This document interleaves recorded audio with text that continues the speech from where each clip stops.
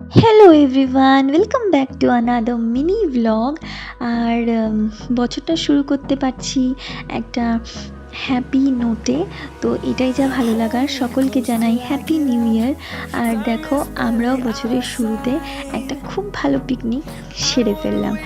আমি এবং আমার সমস্ত নেইবাররা মিলে এই পিকনিকটা অ্যাটেন্ড করেছি। আর পিকনিকটা আমার বাড়িতেই হয়েছে, এর জন্য আমিও ভীষণ খুশি। আর সবাই এত মজা করেছি যে খুব ভালো লেগেছে।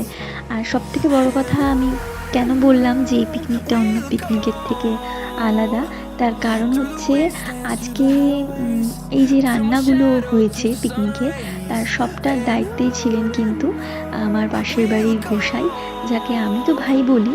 বাদবাকি পরিচয়টা একদিন নিশ্চয়ই তোমাদের সাথে করাবো। এত অমায়িক মানুষ, আর এতটুকু ক্লান্তি নেই। আমরা হুজুগ তুললাম আর উনি বললেন উনি রাজি। আর সমস্ত কিছু নিজে হাতে করে, আর সবথেকে বড় কথা, প্রত্যেকটা পদ কিন্তু গোপালকে ভোগ চড়ানো হয়েছিল। তো এর জন্য আমরাও ভীষণ খুশি ছিলাম। তো চলো দেখে নিই তাকে। এই হচ্ছে সেই মানুষটা, সদাই হাস্যমান মানুষ। পরিচয় তো নিশ্চয়ই একদিন করাবো। আর মেনুতে কী কী ছিল ছট করে বলে দিই, কারণ ভিডিওটা খুবই শর্ট।